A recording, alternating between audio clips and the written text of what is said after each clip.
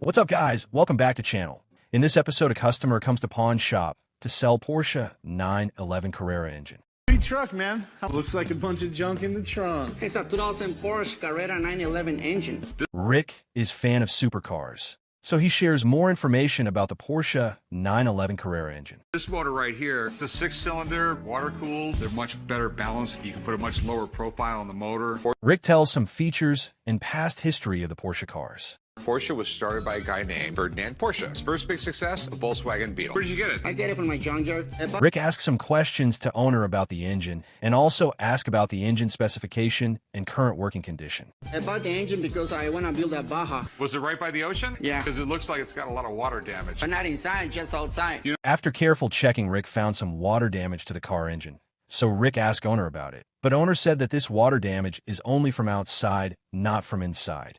Then Rick asked how much you want for it. What you want for it? 4500. It looks like water damage. Rick's still not sure about the engine due to the water damage and all, so he decides to call an expert to get some better advice. An engine like this, it's a valuable engine. Brand new from the factory. Probably going to spend anywhere between 15 and 20 grand to get it. Looks like it's got some water damage and it... Rick asked expert why there is water damage to the engine. Let's see what expert replied to it. Yeah, you know, there's a lot of compartments that should have been closed up and they're all open. There's ways to get inside this engine. What's going on the surface is going to be going on to an extent inside. Expert tells why this water damage happened to it, but owner looks not happy with the expert opinion. You're wrong. You bring a good mechanic, he will tell you what to do. Well, brother, they did bring a good mechanic, and I'm speaking the truth about it. So There are some heated moments occurs between the owner and expert. Let's see what happened next. There's no pressure, so they won't go inside the injectors. Danny's my man. I mean, this guy can fix anything. did bring a good one. Not anything. This could be the worthy fights of all time in Pawn Stars. Both stays with their opinion. Now let's see, will Rick accept owner offers or stays with the expert advice? He doesn't know me. He doesn't know my background, so I'll let that one slide, but Thanks, Danny. absolutely. Thanks a lot, man. I'm gonna pass. As expected, Rick stays with the expert advice and no deal was made. Let's move to next deal. In this episode, man brings Pegasus statue to pawn shop. One statue I like to sell. Do you know much about it? I don't know what to tell you about that. This is a statue called Pegasus, and this is Perseus. Rick tells some valuable information to owner about the statue. Perseus was the mythological figure that killed Medusa. You got me. I don't know what you're talking about. If this is a genuine Bacall, we're talking thousands of dollars. Rick knows that this statue could be priceless, but during checking, Rick found some cracks on the statue. Let's see what happened next. Patina looks right. What doesn't look right is there's some pitting right here. Crack right there is from when they casted it. It didn't happen later. Well, to be honest, I don't know how to respond. Rick tried to convince the owner about its authenticity, but owner gets angry and he just wants to sell this stuff at any cost. Why would they do that? That's just this is what I'm seeing. Right here, you have Collection Française. It says Made in USA below it. This was not made in 1888. I don't believe you.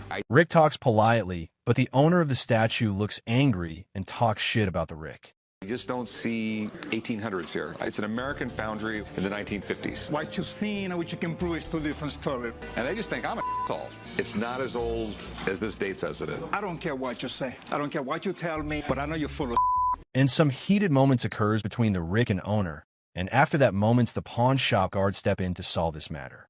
You know, it's all right, Antoine. I got it. That's just what I see. We might be wrong. We don't know. We really appreciate you bringing it in, but it's not for us. That's all I can tell you. And unfortunately, no deal was made.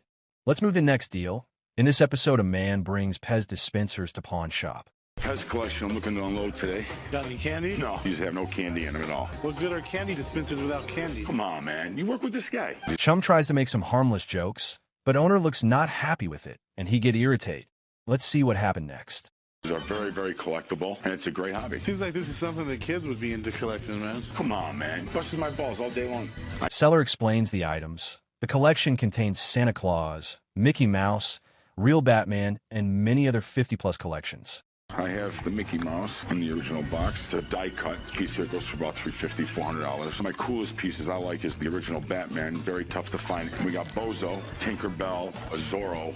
While owner explains the other items, but Corey still have some doubts about its worth and all. Problem is that there's so many people out there buying and selling these things already that I need to get them really cheap. Otherwise, I'm not going to be able to sell them. After all of the discussion, Corey asks how much he looking to get out of it. You want for him? I'd like to grab 2,500 for him. I had to grab it somewhere else. I'm gonna offer you $1,000, my friend. But these 3 pieces alone are Gino. Give me 2,000, man. The owner wants at least $2,500 for it, but Corey offers him $1,000. I don't think any deal will happen here. Let's see. $1,000 is what I can do. Fine. All right, buddy. Get out of here, man. I can't believe one of them guys offered me $1,000 for them 50 pieces of Pez. That's an insult to the Pez community. That's why they're chooches. The owner thinks that offering $1,000 is insult of Pez community. Share your thoughts in comment box. Let's move to next deal. In this episode, a man brings Hudson Bay Gorget to pawn shop. Got a Hudson Bay Gorget, made probably around the 1700s. What the hell's a 4J? Owner shares some information and past history of the item to Rick, an old man. As far as I know, it was made by Hudson Bay, somewhere probably around 1700s. It looks like it might have been a trade piece to the Indians. As usual, Rick asks owner, how much you looking to get out of it? How much you want for it? For about 100,000. I don't see that happening. Why not? Because I think it's worth a lot less. Are you kidding me? He just asked $100,000 for it. I know Rick also shocked after hearing that. Let's see what happened next. How much less? Like 99,000 less. I can tell you right now it's not 1700s because you see this yellow-gray patina that's on it? Yeah. Rick explaining this kid politely that why this item worth is less than he thinks. Around 20% zinc, 20% copper, 60% nickel. Zinc wasn't isolated really until the 1800s. All right, what the are you talking about? That's not good, man. Rick, an old man, looks not happy with the owner behavior. Let's see the deal continue or not. Son, you're way out of line. Basically, I'm just trying to tell you I'm not bullshitting you. And they generally go for right around $1,500. Rick still offers him $1,500. Let's see. Will owner accept Rick offer or reject it? All right. I'd offer you $1,000. I don't know what you're smoking, man, but that's not gonna work. So I'm gonna take my stuff and leave. Unfortunately, no deal was made. Let's move to next deal. In this episode, a man brings 400 years old pocket watch to pawn shop. Watch here I want to get rid of $1,000. You know it's English made. Been told it's about 400 years old. Rick asked some questions to owner about it. So have you ever taken this apart or anything like that? I never did because I was afraid I might break some.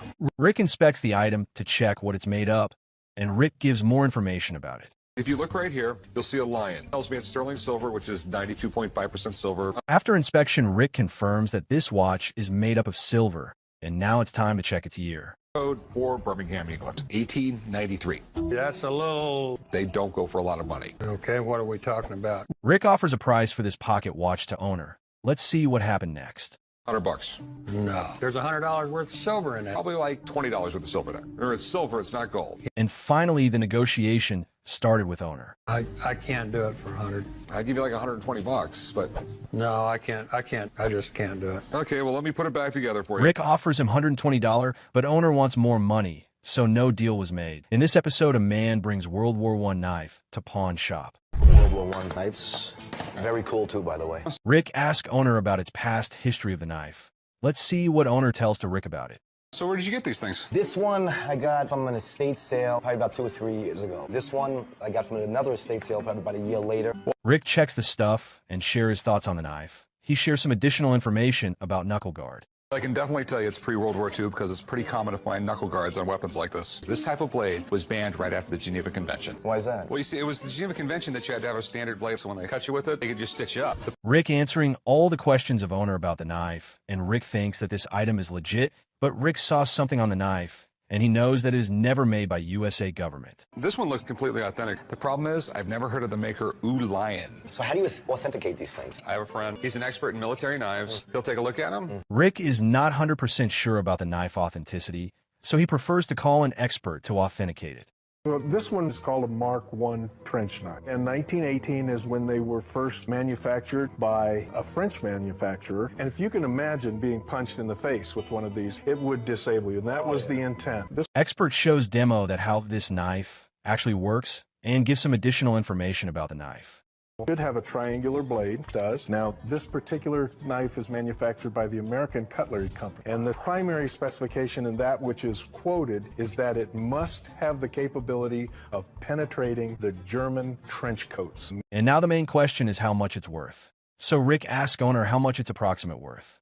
How much are they worth? Well, 1918 Oleon, I would value this at about $175. The American cutlery knife, probably a $225 to $250 knife. So what do you want? Experts estimates it's worth around $425. So Rick asks owner how much he's looking to get out of it.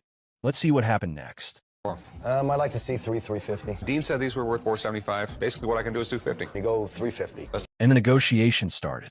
I can do is $250. Nah, I can't do that. Can you at least give me $300 for him? $251. You know what? Forget it. I'm gonna keep him. All right. Sorry we couldn't do business. Unfortunately, no deal was made. Let's move to the next deal. In this episode, a man brings Marilyn Monroe items to pawn shop.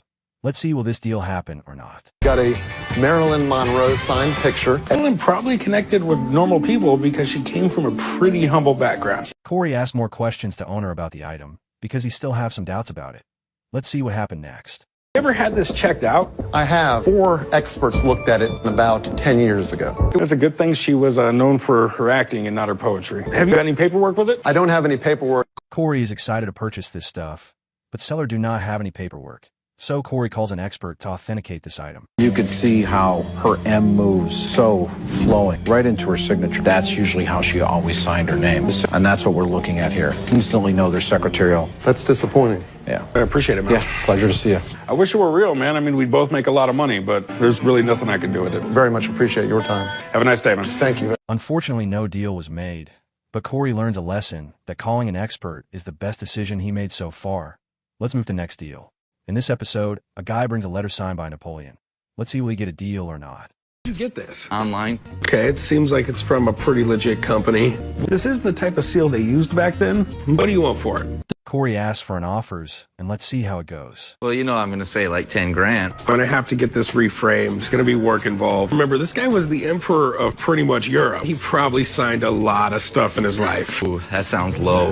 How about 5? I'll give you $2,000 for it, man. That's the best I can do. I didn't pay that much for it, so let's do it. 2,000? 2,000. All right. Finally, deal ends on $2,000. Then Corey shows this to Rick and Old Man. Let's see their reaction to it. The Napoleon? Yep. That's freaking sweet. Hey, man, it's your lucky day. Have you had it checked out by anybody? No, it looked right to me. What'd you pay for it, Corey? $2 grand? You just bought it? I'm not going to sell something like this to someone for 12 grand, not know for sure it's real. Corey comes to the expert to authenticate the item. Let's see expert opinion on it. This is it, man. It's supposed to be an original document signed by Napoleon. Made on the battlefield, because then he would have sent these all over Europe to try and explain to people what had happened. Experts takes a closer look at the item and share more details about it. We've done everything necessary to assure the happiness and the prosperity of our country. Then I will take you back to France. Allah un brave. There goes a brave man. Experts shares more details about it, but Corey is still waiting to hear that this item is real. Let's see what expert tells about it. The thing is, this is not one of those original manuscript copies. What we've got here is very clearly a replica we consider to be the original, which looks exactly like this. Can't say that this is worth very much. Expert confirms that this item is not authentic. It's exact similar like original, but it's in replica. Corey looks shocked after hearing this. He backed to pawn shop with a disappointment. We don't sell fake stuff here. Take the blow and move on. Corey, why don't you take it home and remind yourself not to be so damn stupid. Dumb kid. This episode, Chum comes with a brilliant lottery ticket idea, and he shares this idea with Rick, Corey, and Old Man. Let's see what happened next. Guys, the lottery's at $100 million right now. It's a losing proposition. $100 million.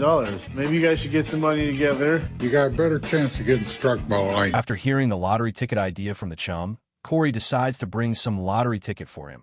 Let's scratch it and see what happened next. I know how you like these. I picked you up a scratch card, dude. Oh, sweet. All right, I'm feeling lucky. All right, I got a 10,000 and a 50. Holy 10,000.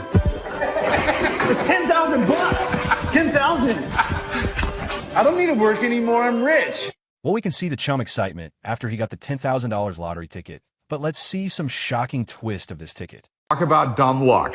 You guys all realize the lottery ticket's fake. Why would you do that? Dude, they sell them in party stores all the time. No way. Corey literally gives fake lottery ticket to the Chum. Rick asks Corey why he did this, and Old Man also not looks happy after hearing this. Rick says Corey to call Chum immediately and bring him a pawn shop. Chum, it's Corey, man. Give me a call as soon as you can. He's going to spend a bunch of this money. I tricked Chum into thinking he won $10,000 on a scratcher ticket. I'm starting to get worried that he's going to go nuts and max out his credit card. All right, hold on. Chum just texted me. Call you back in 20 minutes. Just buying a ticket to the Cayman Islands. Rick looks tense after hearing that the chum is buying a ticket to Cayman Island from credit card. Rick knows that he can buy anything if you don't tell the truth to Chum. Ticket's fake? I freaking quit work and I bought a ticket to the Cayman Islands. I wish, buddy, man. The ticket was just a joke. It was one of those gagged lottery tickets. I'm sorry, Chum. Why would you do this to me? Just come back to work. Alright, I'm on my way. Corey feels bad after hearing the Chum voice. Then Chum comes back to the shop, and he asks Corey why he did that. Pay you back for it. Come on, Big Hoss. I knew that ticket was fake. I get those all the time. The ticket? You think your little fake lottery ticket fooled me? I hand those out to people. They're funny. So what have you been doing all day? Taking a day off, having a green smoothie. Chum decides to take a day off. Well, he deserved that. Share your thoughts in comment box. That's for today. See you soon in next video. Till then, watch this 2 amazing Pawn Stars video. Peace out.